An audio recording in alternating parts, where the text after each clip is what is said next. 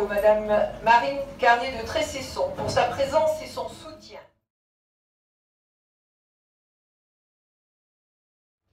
Ainsi qu'à Madame Michel Maudu-Palanca, conseiller consulaire. Monsieur Xavier Delmas, adjoint délégué à la culture et au tourisme, représentant Monsieur Xavier Beck, maire de Monaco.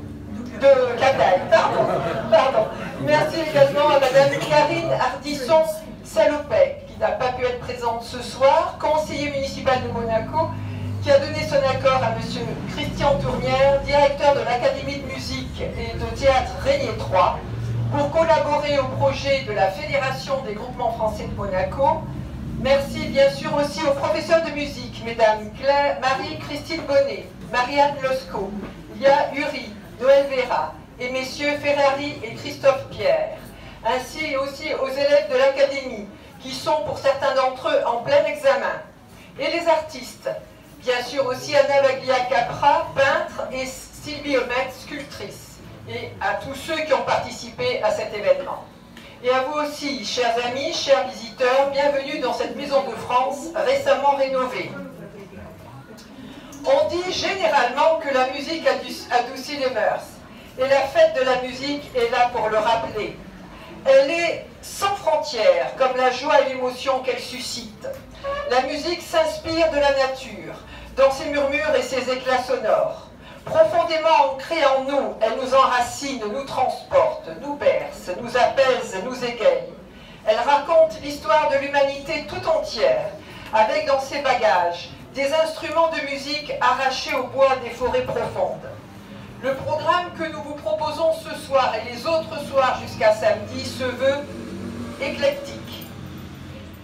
Elle est accompagnée, cette musique, inversion de rôle avec talent, par la peintre Anna Baglia-Capra, qui s'inscrit pour une partie de son œuvre dans une célébration festive de la musique. Anna Baglia-Capra est italienne et vit en France durant l'été depuis de nombreuses années, à Cadaille plus précisément. Après des études à Milan, dans la mode et l'édition, elle enseigne la peinture sur céramique à l'université d'Alessandria.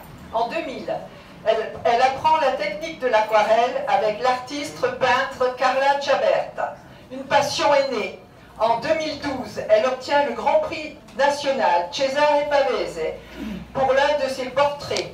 En 2016, elle participe à la 19e exposition européenne d'aquarelle, organisée par la Société française d'aquarelle à Avignon. Depuis une dizaine d'années, elle travaille sur des portraits de musiciens, dont une série est exposée ici même, certaines en exclusivité, avec lesquelles elle participe au concours international annuel de guitare classique Michele Pitaluga à Alessandria. Ses œuvres sont visibles au rez-de-chaussée et au premier étage. Tout comme Sylvie Ometz, peintre vitrailliste bordelaise, qui sacralise guitare et saxophone entre verre, bois et lumière. Son art représente un espace de liberté. Cette liberté de pensée, difficile à dompter. Une liberté voulue, de mélanger des éléments qui au départ ne sont pas faits pour s'assembler. Depuis 2011, elle compte des histoires qui habillent les murs, créant une ambiance tamisée, originale et unique.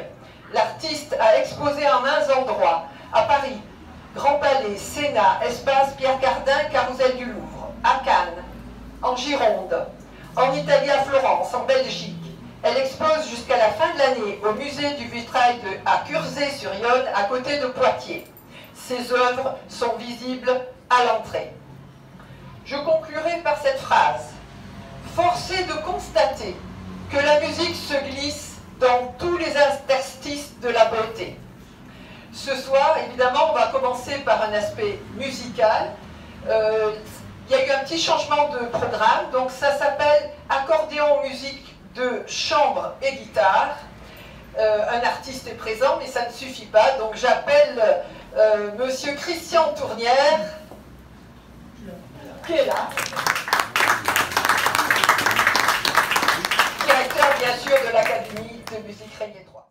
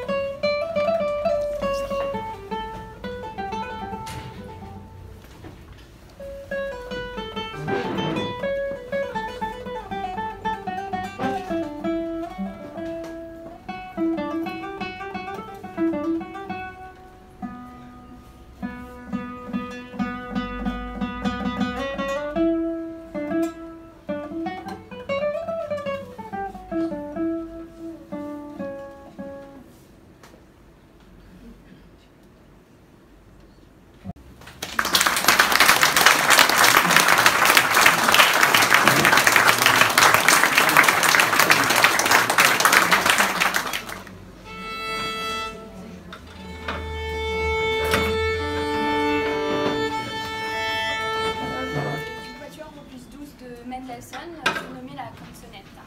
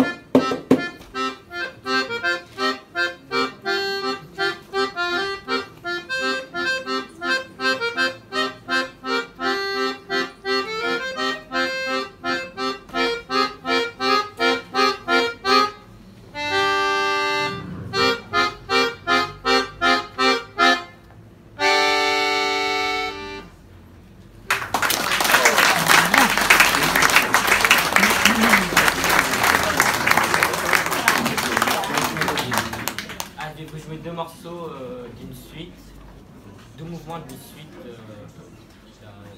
d'un compositeur russe. Alors d'un compositeur russe contemporain, qui s'appelle Inata.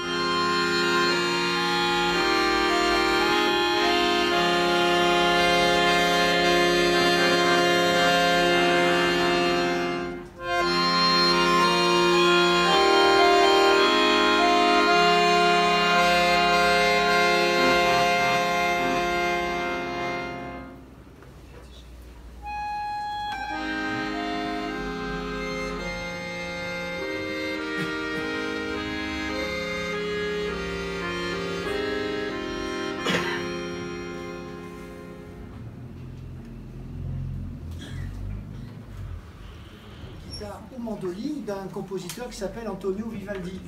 Donc je pense que jusque-là tout va bien se passer.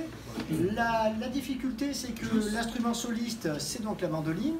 Et le travail de fond pour pouvoir présenter ce concerto, c'est qu'il faut qu'il y ait une très grosse écoute entre le quatuor et la mandoline devant, puisque lui va être le soliste et il doit jouer à la fois soliste et tutiste, c'est-à-dire jouer avec tout le monde par moment et par moment être soliste. Et la deuxième difficulté, c'est pour ça qu'on voulait vous le présenter, c'est qu'on doit avoir l'homogénéité de son pour que en face vous ayez une homogénéité totale des instruments, à cordes et à plectre. Voilà, donc notre artiste s'appelle Monsieur Dorigement. Voilà, mais c'était quand même important de le dire. Et on peut l'applaudir bien fort.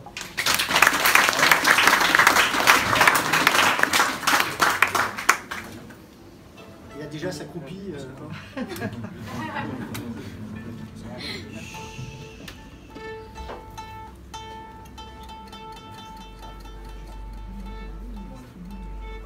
Vas-y,